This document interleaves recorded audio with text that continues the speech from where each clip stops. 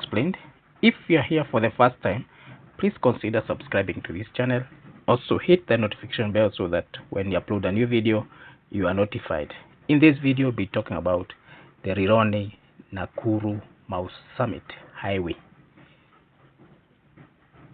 This has been recently been awarded through a public-private partnership PPP model to a consortium which comprises of China Road and Bridge Corporation CRBC and the National Social Security Fund NSSF. But many Kenyans are confused. Questions are being asked: is the government selling the road? Who owns it? Who pays and who gets paid? How much will it cost and how risky is it? Let's walk through the details and explain in what is happening. First, we ask ourselves a question: what is a PPP? PPP is a public-private partnership. It is a financing model in which the government, which is the public sector, collaborates with a private company or even companies for purpose of designing, building, financing, operating and maintaining infrastructure. So rather than the government doing it or doing everything itself, through this PPP model, the road will remain a public asset. That means that the state retains ownership or ultimate control. In fact, the government has explained explicitly that this is the case for this highway. The private partner takes the responsibility for delivering the infrastructure and often for tolling, maintenance and operations for a defined concession period. In this case, it is 30 years. The private partner invests equity as well as debt, and this is recovered through recovered through this investment through profit and over time, often from user payments. In this case, we are talking about tolls. In some cases, it's availability of payments from the government, but this is not the case for this road. After the concession period terminates or ends, the asset may revert fully to the government or continue under some agreed arrangements. In short, it's not a sale of the road to a private company. It is a contract allowing the private firm to invest, build, and operate under long-term conditions. The public interest remains. The recent notice from the PPP Directorate clarifies this point for this project. The road remains under full state ownership even as a PPP deal is structured. Why is the confusion? Is the government selling the road? Because when a private firm invests, builds and operates and collects tolls, it may feel like ownership is shifting. But legally, under the PPP, the publicized statements, it is not. The government affirms that the road remains a strategic national asset. The private party, that is the CRBC and the NSSF, has a concession to design, build, finance, operate and maintain. This is the DBFOM, and this is for a period of 30 years in which it can revert, as just said earlier. The government retains oversight, regulation of tolling, step-in rights if performance standards are not met. So for easy understanding, what the public need to know is that they will be using the road, which is owned by the Kenyan people, but built and managed by private consortium for a period in order to mobilize private capital and expertise. So the government, instead of borrowing, has given private firms to do the project instead of getting a loan. Let's talk about the details of the project, the length, the cost, and the route, and sometimes the confusion that is coming when different figures are quoted. There's some confusion between two figures which keep showing up.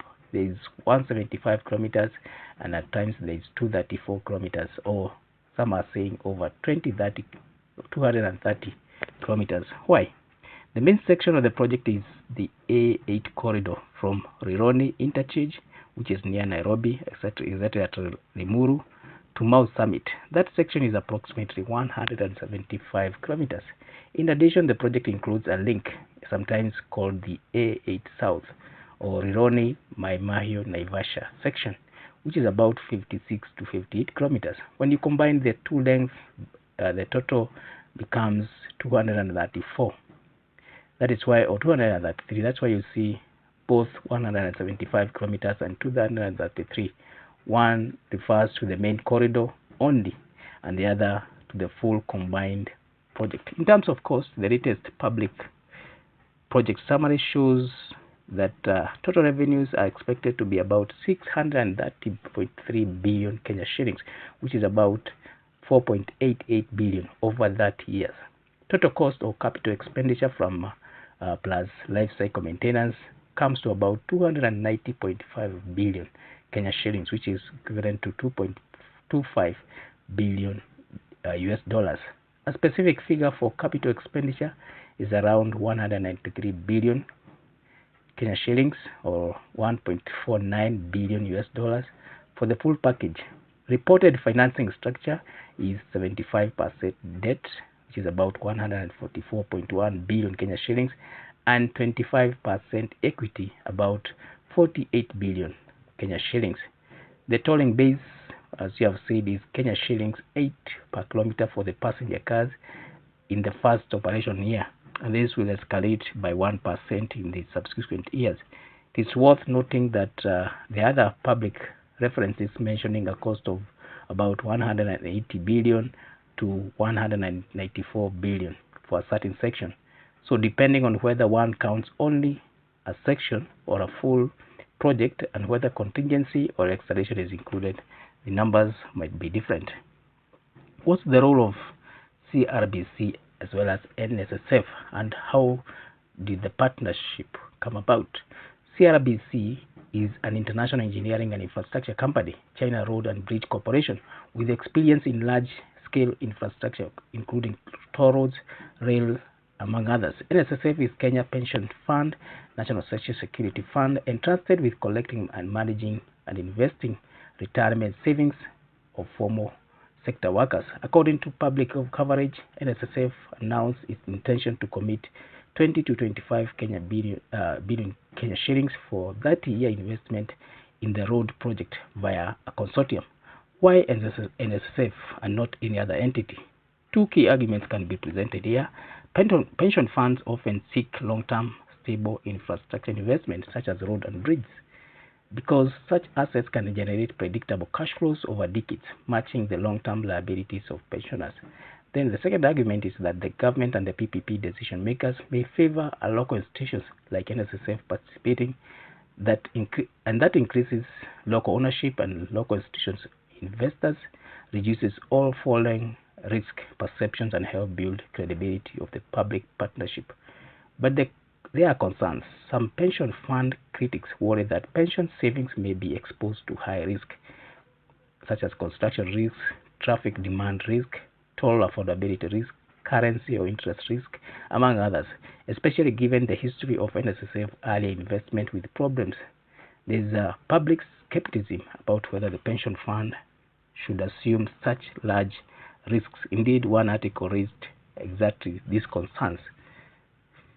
Thus, NSSF involvement is understandable but also provokes debate.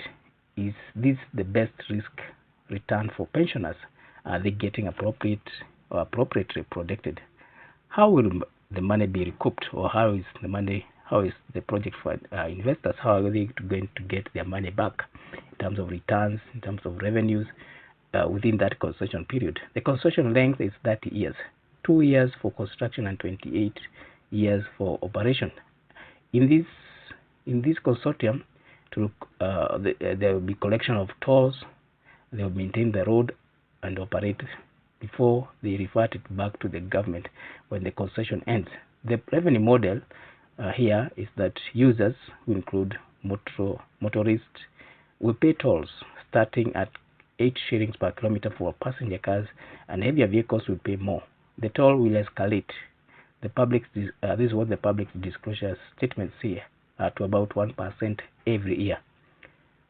Debt revenue serves to repay debt, pay operating and maintenance costs, generate returns for equity investors. According to the project summary, total revenue over the life of the concession is 630 billion Kenya shillings, Total cost is 290 billion Kenya shillings. Therefore, there is a surplus or a profit of 339.8 billion Kenya shillings. That is before financing and before tax.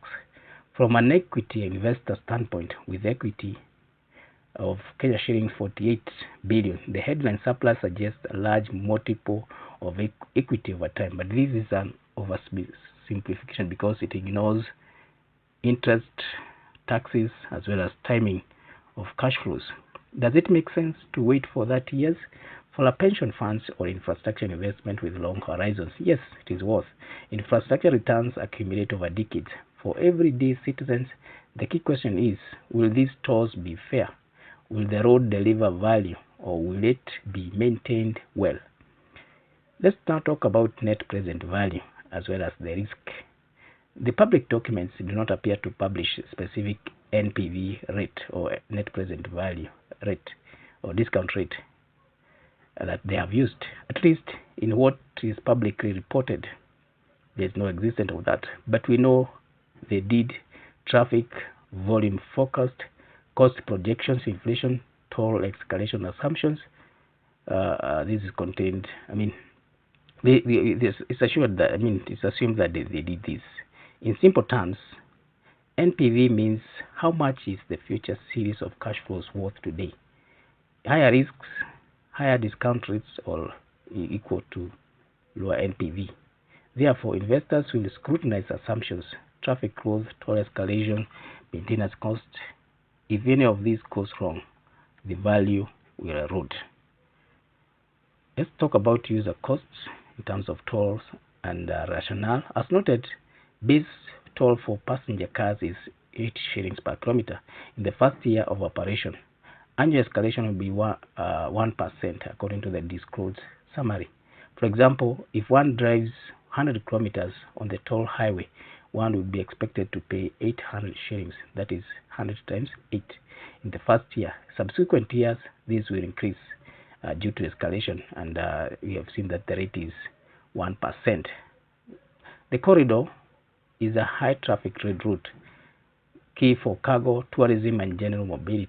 By upgrading it to geo carriageways, better interchanges, safety measures, the government expects reduced travel time, fewer accidents, improved connectivity. The tolling model allows private capital to fund the upfront cost rather than the government carrying out all the burden in its budget. The government says fiscal constraints make PPPs necessary and alternatives, and that's the rationale that the government is using. Let's talk about risk for both investors and the public. In terms of investors, there is traffic risk. If fewer vehicles than forecast, toll revenue falls, returns suffer. The consortium has reportedly taken traffic volume risk rather than passing it to the government, and this was the problem with the other consortium. They had stated that this would be left to the government.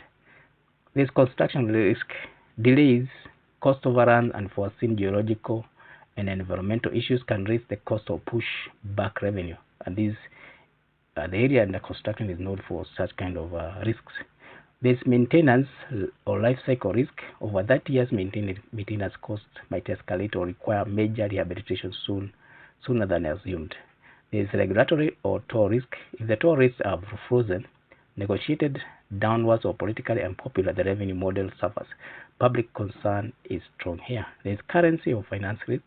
If debt is foreign sourced, currency depreciation hurt repayments. Let's look at public risk. Here we talk of toll of affordability. If tolls are too high, there will be public backlash. There will be lower usage, or there will be political pressure, and this will reduce tolls and reduce the revenue that is generated. In terms of accessibility, if no good non-toll alternative, users may feel forced to pay. The public might perceive unfairness. Some motorists associations have raised this concern, but according to Kenya National Highway Authority, this has been mitigated through providing an alternative route. Government guarantee risk. Though ownership remains public, if the private operator fails to perform, service may suffer, or the government may have to step in with cost to taxpayers. Long-term maintenance after the concession ends. If handover or renewal is not managed well, road quality could degrade. There is also the pension fund risk, where for NSSF, the concern is investing pensioners' contribution in long-term infrastructure projects with many upside assumptions and downside risks. Will the returns be delivered? Are there enough contingencies for the pensioners? Let's now look at critical considerations. The headline surplus figure of 339 billion over 30 years may sound large, but it is a long-term number spread over 3 decades. For everyday citizens, what matters is traffic, safety, travel time saved, as well as cost of tolls versus benefits. The government has wisely underscores that ownership remains public. That helps reassure the citizens that it is not privatization of national assets. The participation of NSSF is noteworthy. Pension funds investing in infrastructure is globally common, but it demands very careful risk management. Past controversies over NSSF investment, especially in Kenya, mean that this must be handled with a lot of transparency. One open question: the actual division of equity between CRBC and NSSF or the other local investors. This is not publicly detailed in different sources. The exact share will affect the returns to each party. The model assumes toll vehicles will accept the cost. That may depend on how well the improved road delivers in terms of value, time saved, fewer accidents, among others. If the improvised or if the service is improved, then public may support. If it's not, then public support may not be there. From a national budget perspective, the PPP model allows the government to undertake ambitious infrastructure without adding immediate debt. Given Kenya's fiscal constraint, this is a valid argument. The PPP Directorate notes that Kenya debt to GDP ratio peaked near 78% and is now about 64%.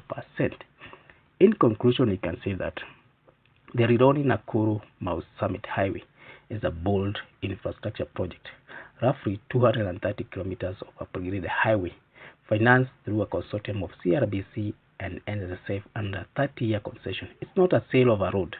The road remains publicly owned while the private partner builds and runs it. The cost is large. The revenue model relies on tolls and traffic forecast and risks to investors as well as to the public, and these are real.